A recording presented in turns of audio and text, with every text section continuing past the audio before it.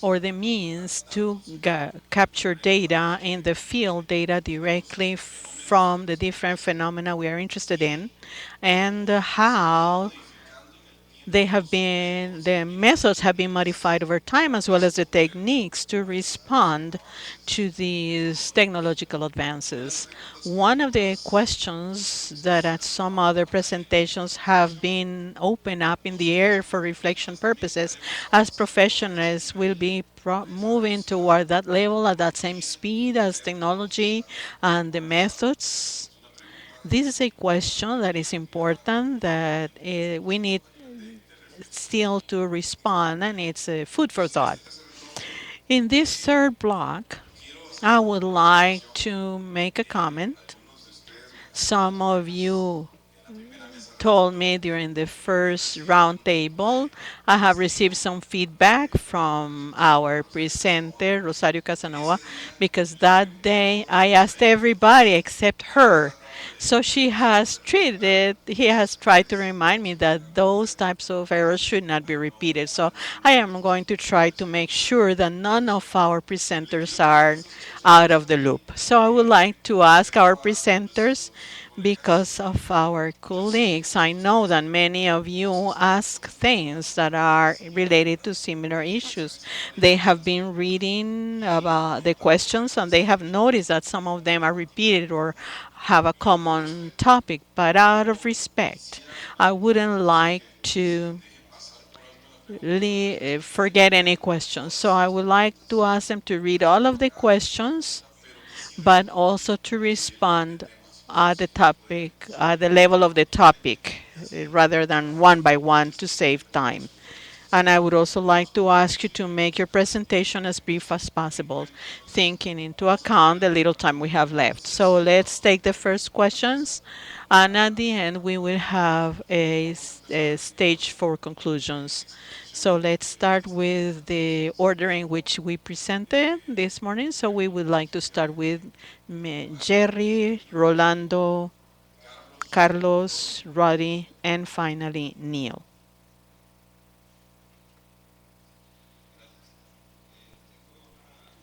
I had received that question from Mr. Roddy Rodriguez, our colleague presenter, and he's telling me as a comment that real time is a powerful option in solutions for current coordinate determination. In the Sin embargo, no es de aplicación general, más considerando que puede realizarse por los medios de vía radio, vía internet o a través del ICE. Bueno, yo creo que la pregunta está, bueno, siguiendo la temática, disculpen, bueno, esto es otro comentario. Ok. Don Arturo Pu me hace la pregunta que cuánto tiempo duró el proceso de instalación de los sistemas. Otro compañero pregunta sobre los impactos ambientales que hemos hecho para mitigarlos. Puede ser asociado también a otro compañero pregunta aquí la parte geológica, perdón, qué control topográfico aplicamos para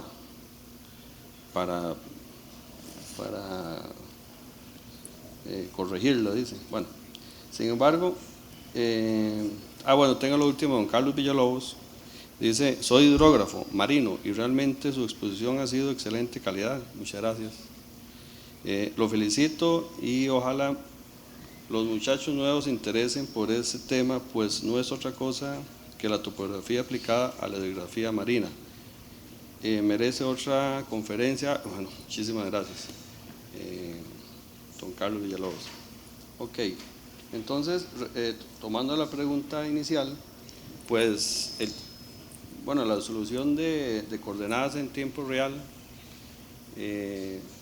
la solución de coordenadas en tiempo real, bueno, yo no veo absolutamente ningún problema. O sea, nosotros lo hacemos todo el tiempo y con muy buenos resultados. Ciertamente el área de trabajo de nosotros es de 3 kilómetros por 3 kilómetros, en donde la constante Z, pues nosotros la trabajamos sin ningún problema. Pero tomando la experiencia en el ICE, en un proyecto hidroeléctrico, teníamos una nivelación que era de 8 kilómetros, de un punto a otro, determinar la elevación.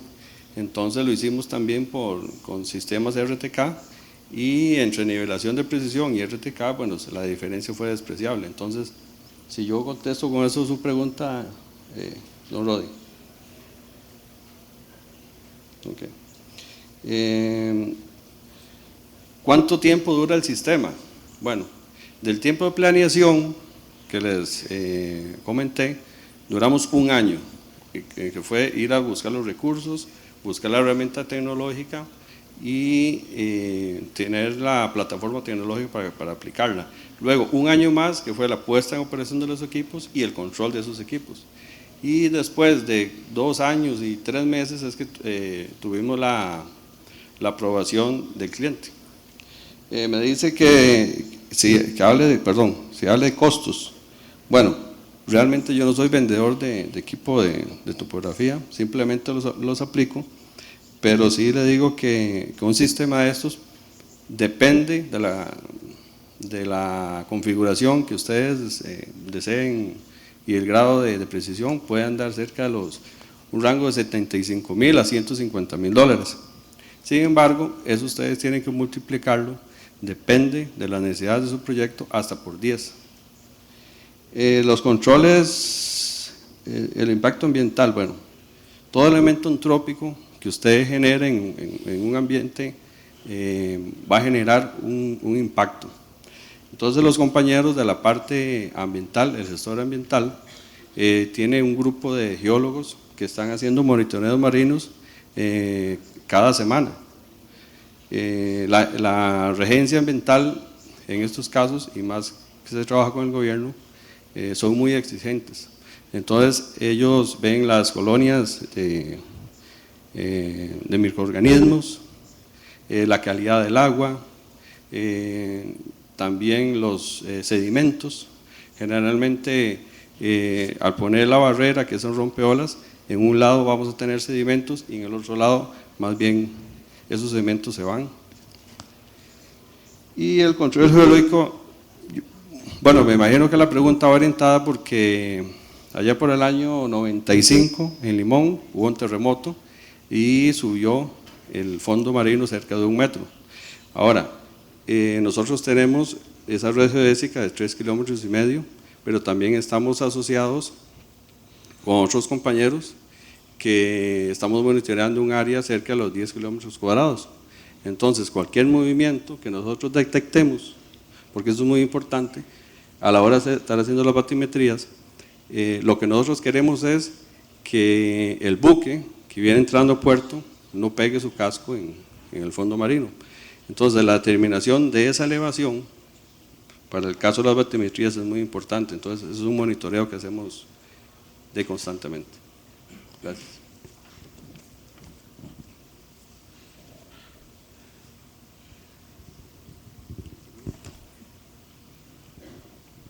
Tengo como 8 preguntas sobre el Metro de Panamá.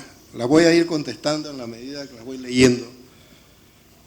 La primera dice, el metro de Panamá ha causado mejoramiento en la vialidad personal como transporte masivo, pero respecto al paso vehicular particular, ¿qué problemas ha causado?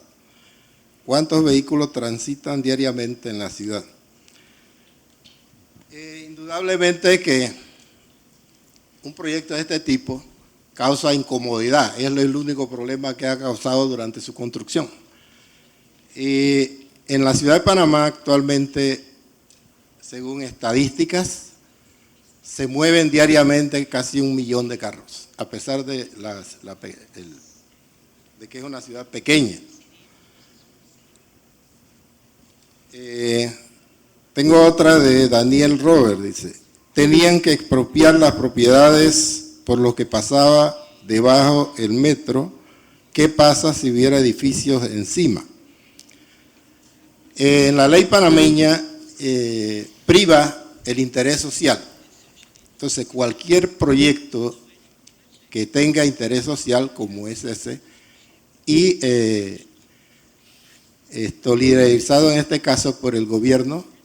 Entonces se indemniza la propiedad que se afecta según precios que establece el gobierno a través de la Contraloría General y el Ministerio de Economía y Finanzas.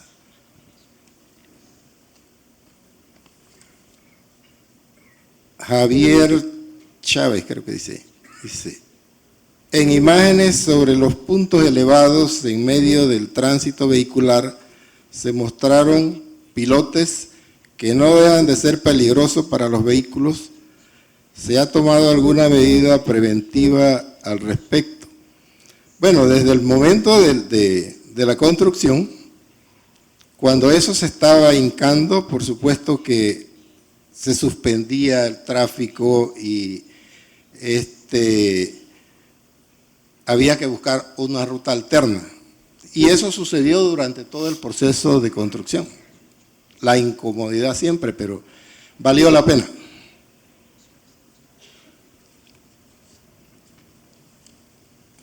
Juan Carlos Chielsek, no sé qué. ¿Cuánto ha alivianado el volumen vehicular al centro de Panamá y economía del país con esta obra?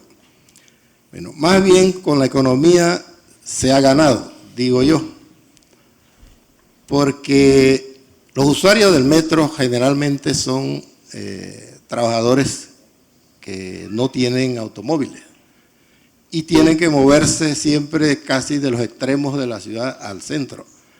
Entonces, en ese sentido, se gana tiempo, y si se gana tiempo, se produce más y la economía crece.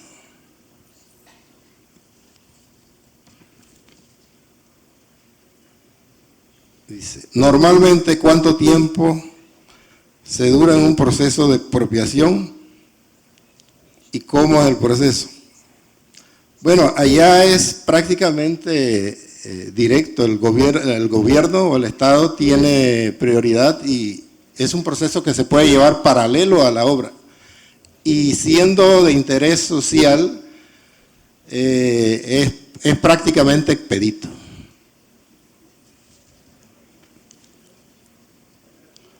¿Cuál es el costo total de la línea 1 del metro? Bueno, las cifras que se publican dice que son 1.880 millones de dólares.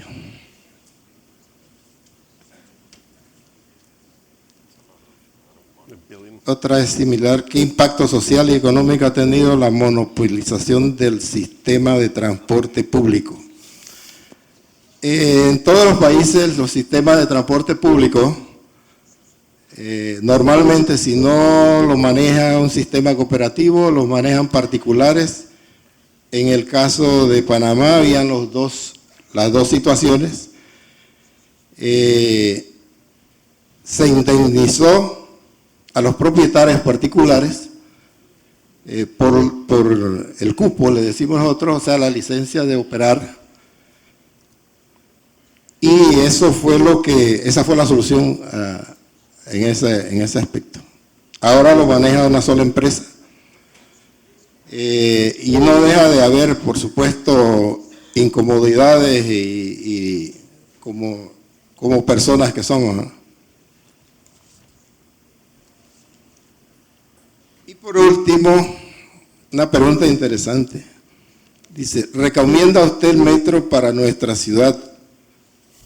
Y puede mencionar algunos de los beneficios en cuanto al ambiente, calidad de vida, ahorro de tiempo. Todos esos factores que menciona quien hizo la pregunta son positivos. Y de hecho, solamente pensar en la calidad de vida de los usuarios es un beneficio que realmente es significativo. El ambiente también se impacta muy poco, puesto que generalmente estas obras son subterráneas. Entonces podríamos concluir que sí, podíamos recomendar eso para una ciudad como la de ustedes.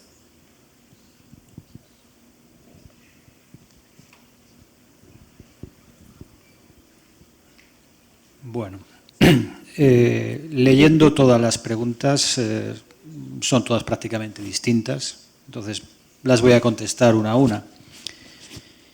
La primera pregunta es: ¿con qué frecuencia chequean las posibles fuentes de jamming que pudieran interferir en la señal GPS y en los sistemas de comunicación? Bueno, lo normal es justo antes de volar, y depende en qué entornos estemos. Si vemos que estamos en mitad del desierto del Sáhara, es muy poco probable que haya interferencias de este tipo, salvo que sea algún evento solar, que como comenté, recuerdo, creo que fue en mayo de 2012, hubo un evento rayos X categoría X10, que es muy, muy fuerte. De hecho, toda esa información la verificamos en la página de la NOAA, y hubo un corte considerable del orden de, no recuerdo exactamente, pero yo creo que de cerca de 30 minutos, y de hecho se estaba operando en ese momento con 2 equipos. Por lo cual, bueno, en ese caso recomendaríamos consultar esta página para ver la predicción. En el caso de que se esté volando en entornos industriales o en alrededor de las ciudades donde la posibilidad de interferencia es considerablemente mayor, pues no está de más dejar activado el escáner durante todo el periodo de vuelo. Obviamente, si el vuelo es muy largo, solamente podemos medir qué está ocurriendo en la zona donde nosotros estamos, pero no vamos a poder verificar qué ocurre a 200 metros de altura y a 5 kilómetros de distancia. Pero bueno, normalmente los problemas ocurren en las operaciones de despegue y aterrizaje cuando están cerca del suelo, salvo, repito, en el tema del sol, que sería genérico.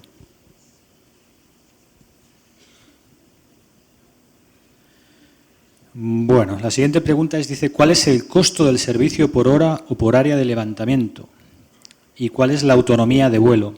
Bueno, no hay un costo por hora o por autonomía o por área de levantamiento, porque obviamente, como han podido ver en los ejemplos, si tuviéramos un precio por hectárea, concretamente en el último proyecto, que era todo vertical, habría que haberlo hecho por $5 o $6 como mucho. Y luego depende sobre todo del lugar donde se haga, de los riesgos, se hace un análisis de la zona, de los riesgos posibles del vuelo, de la longitud del vuelo, de la dificultad de proyectar el vuelo. No es lo mismo proyectar un vuelo vertical que un vuelo oblicuo, aunque bueno, este último ahora mismo se está implementando dentro del software. Entonces, normalmente se suele pedir un recinto en KMZ o en KML para analizar el coste del vuelo, pero obviamente pretendemos que sea competitivo, que no nos cueste más que con otras técnicas. En cuanto a la autonomía de vuelo, sí, pues depende del equipo. Los primeros equipos, cuando empezamos a trabajar, difícilmente pasaban de 15 minutos y no podían llevar más de 250 gramos de peso. Ahora mismo estamos haciendo pruebas para volar con 1 kilo, kilo y medio, pues entre 45 y 60 minutos. Acabamos de recibir una nueva generación de baterías con unas especificaciones a priori magníficas, pero están sin probar.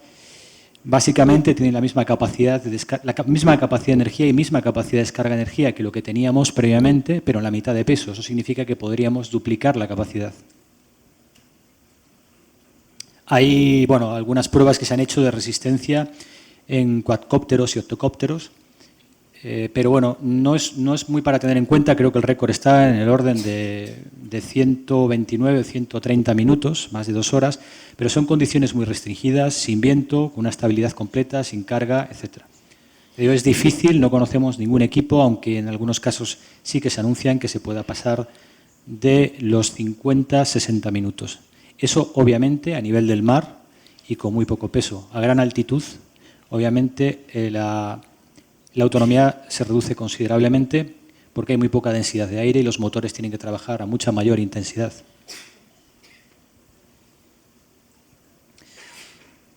Ángel Espinal pregunta: ¿cómo MFlip determina la verdadera proyección de la huella de la imagen?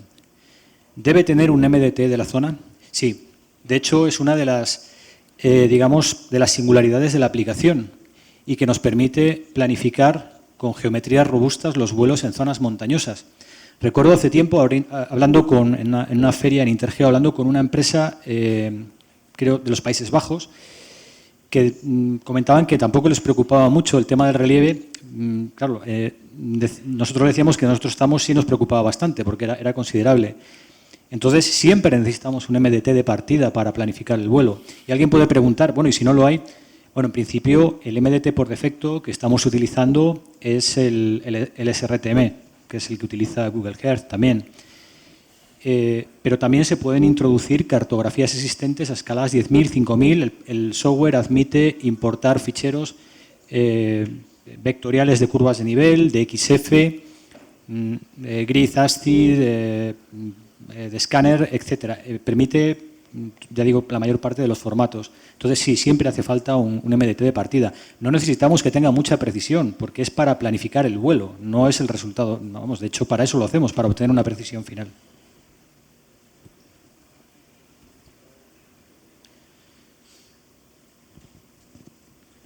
Esta pregunta dice, ¿qué condiciones meteorológicas impiden el buen funcionamiento del dron?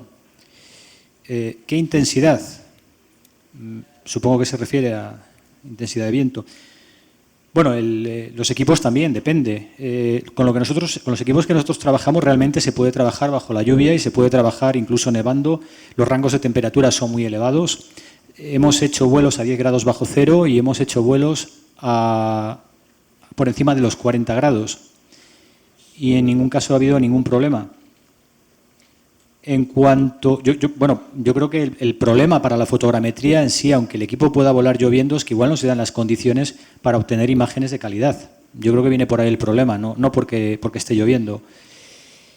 No obstante, con las últimas cámaras de bastante buena calidad, con sensores de gran formato y mucha ganancia, se puede estar trabajando con muy poca luz. Lo acabamos de verificar recientemente en un trabajo realizado hace tan solo un mes y medio. La cuestión del viento, que igual es la mayor de las limitaciones, pues sí, también depende un poco de los vehículos. El MD4-200 prácticamente podría soportar un viento del orden de los 10 metros por segundo, como máximo. Yo creo que no llega, pues unos 35 kilómetros por hora. Pero bueno, en esas condiciones tampoco se puede hacer un producto de calidad, porque normalmente vienen acompañados de rachas. 35 kilómetros por hora ya es un viento considerable. En el caso del MD4000, que es el que aparecía al principio de la exposición, pues aguanta mucho más viento, o sea, del orden de 18 metros por segundo. Es realmente un viento fuerte, pero vuelvo a decir lo mismo. Realmente para el proceso fotogramétrico, si el equipo está siendo golpeado por ráfagas muy intensas y mucho viento, pues igual no es el mejor momento de volar. Es conveniente hacer una pequeña planificación para volar. Y en nuestro prototipo va a ser un comportamiento muy similar. No hemos probado viento extremo en el mismo porque acaba prácticamente de salir del horno. Pero bueno, inicialmente los motores, la programación del autopiloto y del sistema de navegación es muy similar al anterior, al M4200, en cuanto a capacidades, por lo cual rondará aproximadamente esos datos. En cuanto a meteorología no creo que haya mayor problema. Lo único, ya digo, el tema de volar a mucha altitud. Se han hecho algunos test por encima de 4.000 metros de altitud, lo que pasa es que el tiempo de vuelo es considerablemente corto.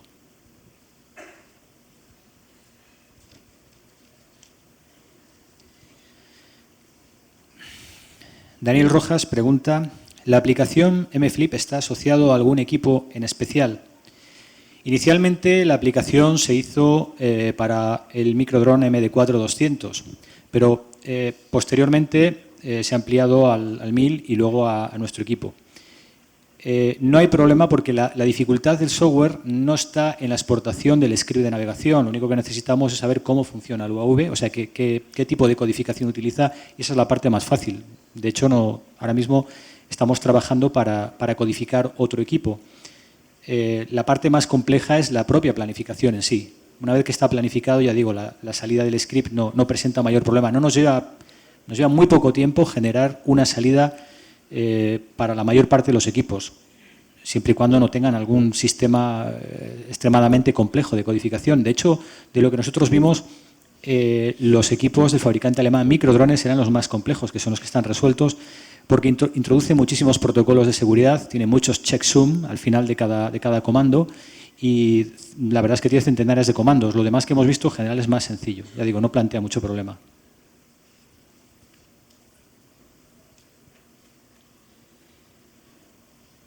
Juan Francisco Mendieta pregunta ¿qué tanto han evolucionado los métodos satelitales para la fotogrametría?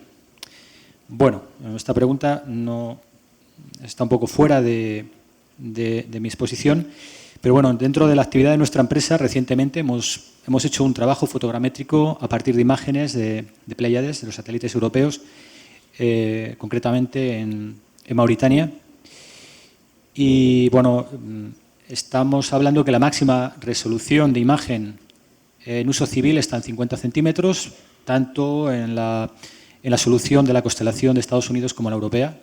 Luego dan resoluciones un poco mejores para uso militar, del orden de 40, pero vamos, no están accesibles al público en general. Son métodos costosos, las imágenes son costosas, se pueden realmente pedir en zonas donde es muy complejo ir. Ya digo, en este caso, a pesar de que habíamos mandado un equipo de tierra a Mauritania, coincidió justo que íbamos a hacer un levantamiento del terreno, una zona teóricamente desierta, y cuando fuimos nos encontramos que era la única época del año que llovía y había crecido el maíz.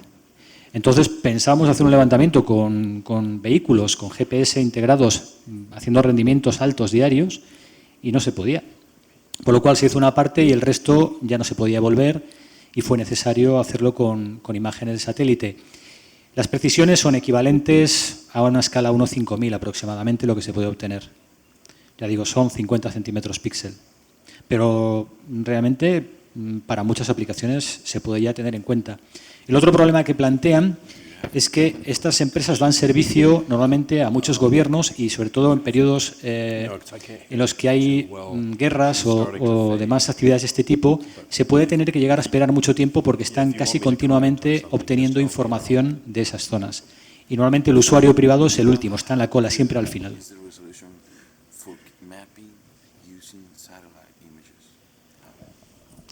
Roberto Meléndez pregunta ¿cuáles son los principales motivos para que en un país como España se prohíban los vuelos fotogramétricos con UAV?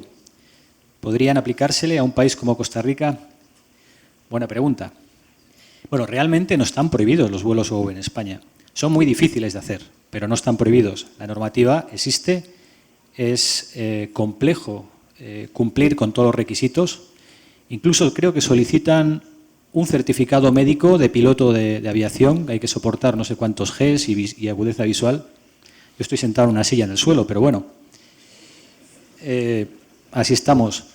Pero realmente se puede volar. El problema es que además las restricciones son muy grandes para volar. Es decir, prácticamente el 60% del territorio nacional no se va a poder volar porque se han puesto zonas de exclusión alrededor de las zonas con presencia humana, que bueno, somos un país con una densidad considerable de población y excepto pues algunas zonas con menor densidad donde no hay aerovías o zonas de especial protección, pues no se permite volar. Y luego se ha limitado considerablemente la altitud máxima de vuelo a 120 metros. Normalmente casi todo lo que es rentable es por encima de esa altura. Obviamente el Real Decreto, que es muy reciente, tiene carácter provisional porque se está haciendo una regulación unificada europea que es probable que en un plazo inferior a un año y medio, es lo que se está hablando, esté en marcha. Pero bueno, hay muchas reticencias porque ya digo, es una pequeña olla de grillos en la que cada país quiere imponer su normativa y hay algunos que no quieren aceptar lo que tienen otros. Pero bueno, no solamente en España es difícil. En Estados Unidos el uso de drones civiles está prácticamente prohibido o limitado a investigación y a zonas muy, muy concretas por motivos de seguridad. Entonces, por eso decía yo el debate entre seguridad versus avances tecnológicos. Y sobre todo, que no lo comenté antes, es que el caso de Alemania, que es el principal fabricante, yo creo que es el que más fabricantes tiene. Ahora mismo en España hay aproximadamente entre 10 y 15 fabricantes para uso civil y en Alemania probablemente se dupliquen, aparte que tiene algunos equipos ya, son los primeros que empezaron a trabajar, las restricciones son mínimas. Prácticamente hay que hacer un registro de quién tiene el equipo, de que tiene una formación, pero prácticamente no hay restricciones. Alemania defiende su industria siempre ante todo. ¿Que si podrían aplicarse las restricciones a Costa Rica, las de España? Yo espero que no. Por eso decía que creo que es muy importante estar muy próximo a la autoridad reguladora para que no cometa desmanes o que no se deje llevar pues, por noticias que llaman la atención y que se quiera pues, asimilar un vehículo que puede pesar entre 2 y 5 kilos pues, a un dron militar. No tiene nada que ver y de hecho el riesgo es mínimo, no hay todo lo que ha habido hasta ahora a nivel mundial son pues, pequeñas lesiones y bueno, yo creo que hay que equilibrar un poco lo que es la cuestión de seguridad respecto a las posibilidades que esta tecnología aporta. Yo creo que está ahí. De hecho, en España la cuestión de seguridad, que parece que es el razonamiento que se utiliza para una legislación tan estricta, pues no sé hasta qué punto, porque de hecho solo afecta a los drones profesionales. El sector del aeromodelismo deportivo queda fuera. Y por otra parte tampoco hace falta inscribir un dron en ningún sitio. Lo único que te dicen es que está prohibido que lo utilices si no tienes autorización, pero lo puedes comprar. Por lo cual, si quisieras realizar acciones terroristas o violentas, bueno, nadie sabe quién tiene un dron. Por eso digo que bueno, hay que un poco equilibrar ambas cuestiones.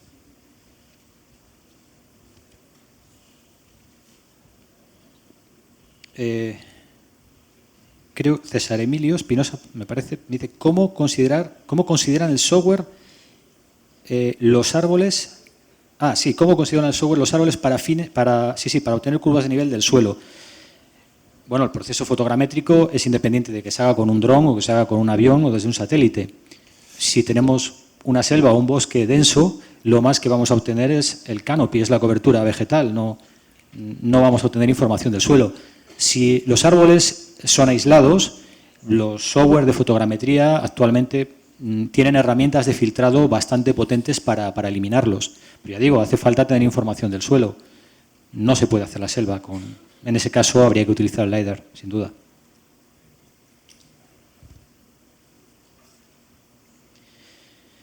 Hay una pregunta que dice, dentro de los proyectos desarrollados, ¿han trabajado en desarrollos de catastro 3D? ¿Cree usted útil esta tecnología para crear catastro 3D? Agradezco alguna ventaja que beneficia esta tecnología al desarrollo del catastro 3D. Nosotros específicamente con estos equipos en catastro no hemos trabajado. Sí que concretamente en uno de los proyectos que les mostré, la última parte que era una circunvalación de una población, sí que luego la administración, la cartografía utilizada, que además se les entregó en 3D, la utilizaron para los procesos de expropiación y actualización catastral una vez realizadas las obras. Pero ahora mismo, que yo sepa, eso probablemente Ángela sabrá más que yo, Catastro en España no tiene ningún interés en recibir información 3D. Si se les da, pues lo tienen ahí, pero las bases de datos básicamente son planimétricas. Nosotros hemos hecho muchos modelos urbanos en los cuales tenemos geometrías reales, o sea, a mí me gusta más trabajar con DTM que con DSM, salvo en el caso de los árboles. Yo no sé por qué se quitan los edificios cuando realmente no sabemos la profundidad que tiene su cimentación y su sótano. Estamos haciendo un corte a nivel de lo que hay en la calle y no hay ningún problema. El proceso fotogramétrico, si se da el solape adecuado y la configuración adecuada, se pueden obtener modelos 3D completos, urbanos, con un nivel de detalle similar al que se podría obtener con LiDAR y con una ventaja. Nosotros podemos restituir o podemos vectorizar todas las aristas de los edificios en el proceso automático del láser escáner desde el aire, pues depende un poco de la densidad de puntos que demos. Obviamente, si los organismos que gestionan el catastro aceptan información 3D, desde luego que es una, vamos, a mí me parece algo importantísimo que se pueda utilizar. De hecho, en muchos sectores, hace muchos años que se utiliza, aquí perfectamente sería viable y recomendable. Bueno, esta última... Sí, es la última pregunta. Creo que tiene un poco que ver también con la pregunta anterior en relación a la legislación. Bueno, no es una pregunta, habla de sinergia, establecer canales y vínculos que sirvan para que los organismos y entes que rigen las normas del espacio aéreo tengan bases y fundamentos a la hora de hacer leyes al respecto, lográndose en un foro y elaboración de documento final que pueda ser tomada como normativa final. De eso se trata. Yo creo que antes de que se establezca una normativa que realmente haga imposible dentro de nuestra actividad el uso de esta tecnología, yo creo que hay que estar cerca del regulador, informarle de qué se está haciendo, de qué es realmente lo que está volando, los riesgos que tiene, y de hecho en algunos lugares así se ha hecho, o sea, desde profesionales de nuestra actividad han estado muy cerca de las autoridades reguladoras y se ha redactado una normativa que permite actuar perfectamente en todas circunstancias y que, por otra parte, mantiene unos ciertos niveles de seguridad. No hay más.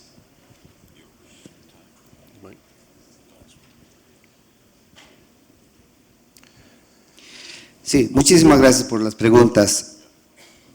Lo que he hecho es clasificarlas en diferentes grupos para referirme a ellas en forma general. Sin embargo, voy a leerlas cada una de ellas. Dice, el Departamento de Topografía maneja gran cantidad de información. ¿Es posible que ingenieros independientes tengan el acceso a esta información? Si es así, ¿cuál sería el medio? No dice quién la hizo. El ICE comercializa la información de las estaciones de referencia. ¿Por qué el ICE no pone el servicio de los topógrafos incorporados a las estaciones de referencia para contribuir con el trabajo en el país? Y ¿es el Transcor, es de uso meramente interno del ICE? Si la respuesta es sí, entonces ¿por qué no publican la información o bien el programa?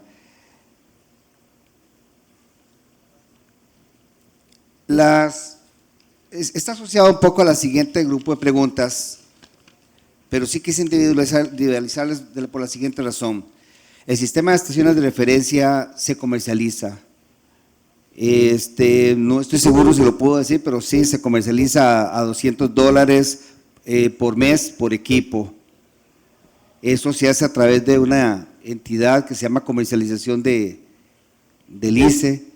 Se establece un contrato, se establecen las condiciones y el dato se le suministra. Ya hay bastantes instituciones que compran el servicio, públicas y privadas, porque el sistema pues es una inversión importante que se ha hecho y aunque estos $200 por equipo no van a ser suficientes con la esperanza de algún día recuperar la inversión que se hizo, pero sí tiene la intención de poderle brindar el mantenimiento, el soporte al sistema que tiene sus costos. Eso con respecto a las estaciones de referencia. Puedo mencionar Conavi, puedo mencionar algunas empresas públicas como Consultopo, como Colones, San Carlos, así rápidamente que me acordé, y a lo interno. Lo que se hace es buscar un precio compartido para esta información y básicamente, de acuerdo a los contactos, lo que deberían hacer es ponerse en contacto con mi persona y yo lo remitiría directamente con la dependencia que se encarga de hacer el contrato en este tipo de ventas de servicio. Con respecto a lo del Transcor, era una pregunta que yo me esperaba. En realidad, el Transcor es un programa que se hizo en tiempo del ICE, con recursos ICE, que nos llevó nuestro tiempo construirlo, por lo tanto es un bien público. Nadie nos ha solicitado a nosotros la venta el acceso al Transcor. Sin embargo, podría ser la consulta para ver cómo se podría lograr eso, porque hay un convenio de privacidad que todos los empleados públicos y especialmente en el ICE firmamos, en donde nos comprometemos a mantener a resguardo lo que se hace dentro del ICE. Por dos razones: una, porque se hace en tiempo del ICE, y segunda, pues tiene derechos y tiene insumos institucionales. Muy bien. La otra pregunta, el otro grupo de preguntas son más concentradas en lo que yo llamé convenios. La información que recoge con fondos públicos es pública.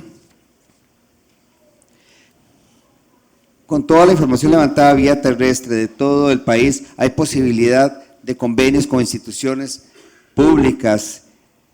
Si hay la posibilidad, o municipalidades, para obtener esa información de diferentes capas temáticas para el uso de las municipalidades.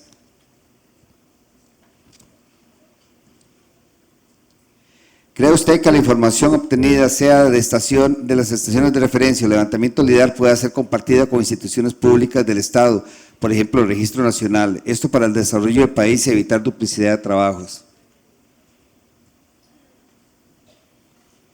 Esta la hace Freddy Estrada. Al ser el ICE una institución pública, ¿qué posibilidad existe de que de recursos de información sean accesibles a usuarios particulares?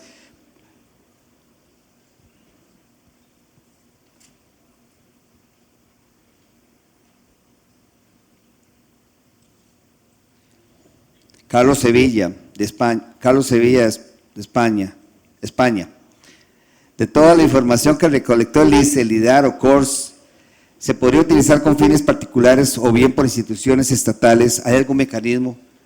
Básicamente, yo quisiera que este país fuera mejor de lo que es. Yo quisiera que nosotros nos pudiéramos desarrollar, pudiéramos seguir a países como Panamá con un metro. Sin embargo, hay limitaciones, hay convenios, hay restricciones que nos obligan a mantener cierta línea en compartir la información. Ayer, durante la presentación que hicimos del LIDAR terrestre, se nos acercaron un par de muchachos del Ministerio de Obras Públicas y yo les dije, ok, no hay problema, contáctenos y nosotros veremos, y en conjunto veremos qué convenio podemos establecer entre el ICE y cada institución. Obviamente tiene que firmarse un convenio de privacidad.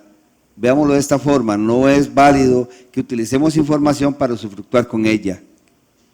Y aunque sean fondos públicos, no se puede usufructuar con ella. Entonces, se establece un convenio, existen convenios que están establecidos y que estamos en proceso, pero hay que firmar un convenio y no se puede compartir la información. Dicho de otra forma, se firma entre A y B, pero no se puede dar a C, porque eventualmente podría usufructuar y de esa no es el interés ni la intención de darle beneficio ni privilegio a ninguna otra. Sí se puede hacer, pónganse en contacto con mi persona y yo lo remitiré con la dependencia que se encarga de establecer los convenios. Este grupo le llamé de las técnicas, la hace Juan Francisco Mendieta. ¿Existe alguna experiencia en fotogrametría terrestre en lo relativo a monumentos, fachadas con el equipo LIDAR terrestre? No las hemos hecho, porque no hemos tenido la necesidad. Sin embargo, les digo que sí es totalmente posible realizarlo.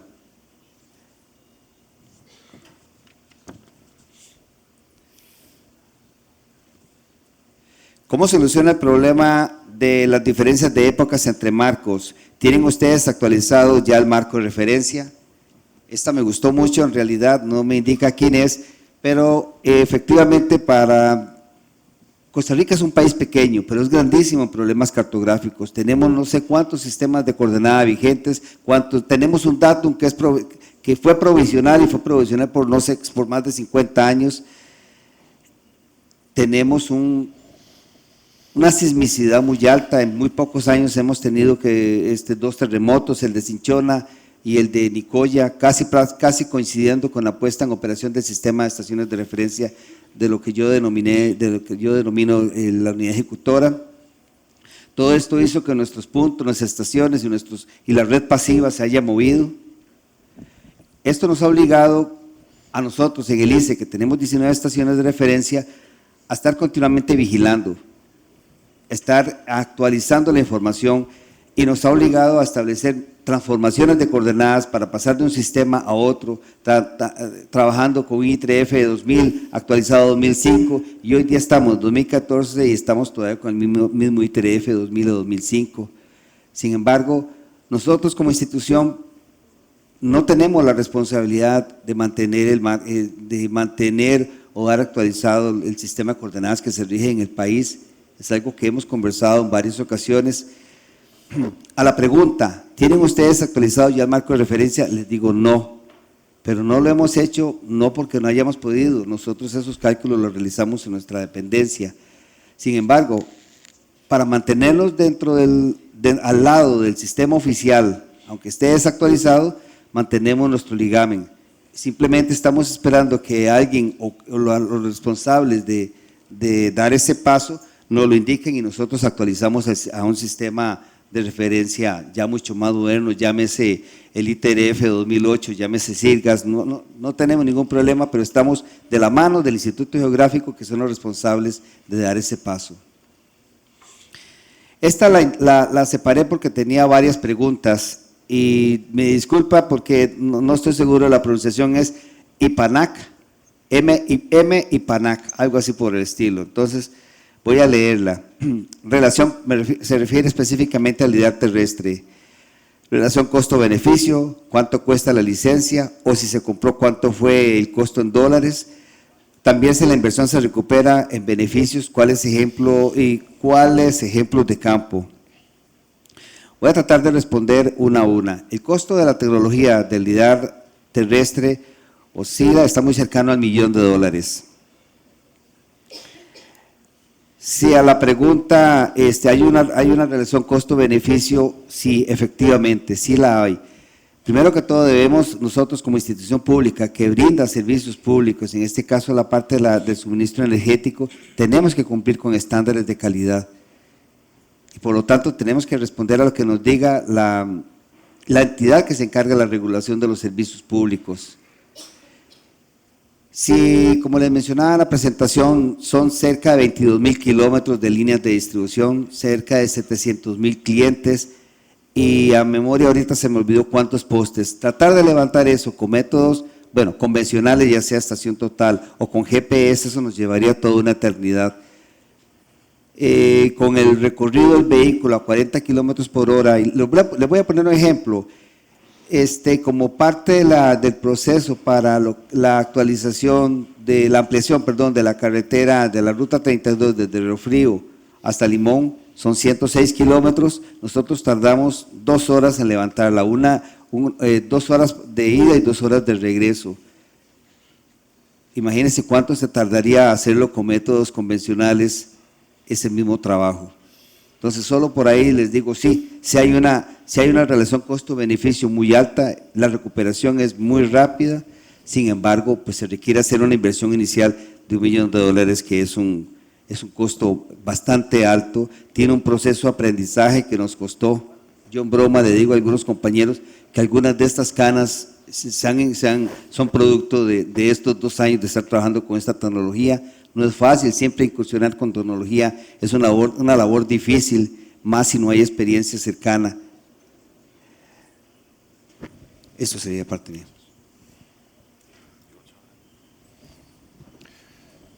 Okay, I have 2 questions. The first one,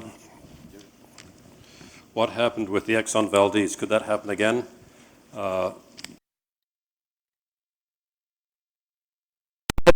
Probablemente la ubicación del barco en el mundo tiene diferentes estructuras. Con cuánta frecuencia se actualizan los cuadros de los mapas náuticos. En los barcos ha habido muchos cambios en los diseños de los barcos, los tanqueros, y tienen doble suelo. Entonces, si el barco encalla, se trata de minimizar la pérdida. Y también desde el punto de vista de navegación, la mayoría de los barcos tienen sistemas GPS, GNSS, y saben dónde está el barco de una distancia de 1 a 5 minutos, dependiendo del sistema que tengan. Así que con los mapas náuticos electrónicos, sabiendo que un canal se desvía de un canal, diferentes alarmas van a sonar en el puente para que el capitán pueda tomar diferentes acciones. Pueden también fallas mecánicas donde las plantas de potencia hayan caído, es una respuesta de sí o no, dependiendo de diferentes factores del sistema de navegación y del barco mismo. Es muy poco probable que los satélites falle totalmente.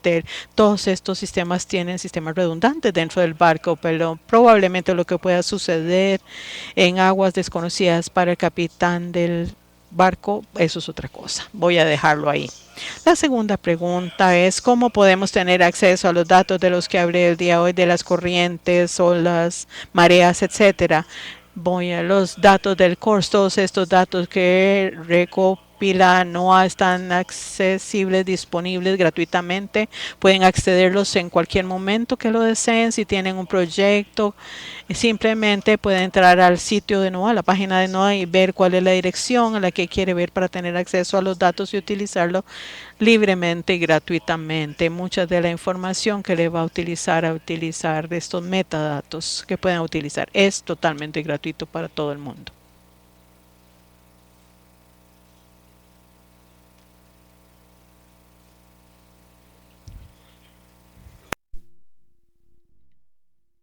Vámonos de aquí. La última pregunta para Neil está en español, se la leo y el traductor se la traduce a él y él responde. Dice, ¿cuál es el equipo requerido para poder tener monitoreo permanente en las costas y poder predecir con tiempo eventos como tsunamis?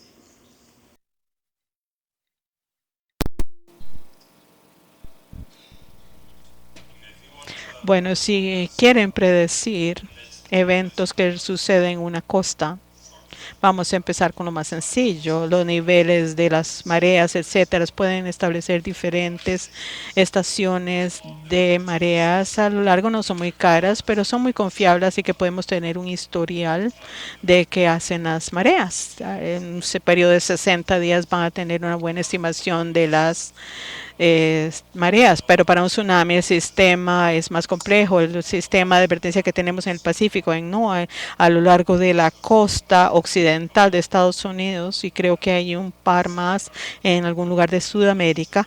Estos son dos componentes. Es una boya que está en la superficie que tiene un módem que habla con los satélites y sube información. Hay otro sistema que está en el fondo del mar, que es un transductor que cuando hay un tsunami que pasa sobre esto, la presión que cambia y le envía a la superficie. Hay muy poco cambio en la superficie porque saben, los tsunamis se mueven muy rápidos, entonces puede haber un cambio en tal vez la medio metro, que no es importante, se mide la ola gigantesca que viene hacia acá, sino que la más importante es lo que está en la profundidad. Ese es el sistema con sensores de presión que envían una información a la superficie y eso se carga al satélite y esto va a una instalación de procesamiento, generalmente en Hawái. Si es en el Pacífico, evalúan los datos y envían la información a los países que pueden estar afectados. Casi la mayoría de los países en el en el anillo del Pacífico participan. No tengo un costo de estimación de las boyas, pero pueden tal vez que estos sistemas salvan vidas cuando sucede un tsunami. De hecho, podemos tener acceso a esta información de las boyas del Pacífico en su casa. Si hay un terremoto, puede entrar accesar cualquiera de las boyas en el Pacífico y ver los cambios que están monitoreando las boyas. Cosas como esta. Yo creo que estos son los sistemas principales que se utilizan para el monitoreo del océano. Hay otras que monitorean la salud ecológica del océano cerca de las costas. Si hay una alga que está afectando las poblaciones, estas son cosas que se pueden considerar también, pero depende si ustedes tienen posibilidades de que esto suceda en el área. Les agradecemos a los expositores. Yo creo que igual el aplauso para todos ellos por esta mañana. Gracias.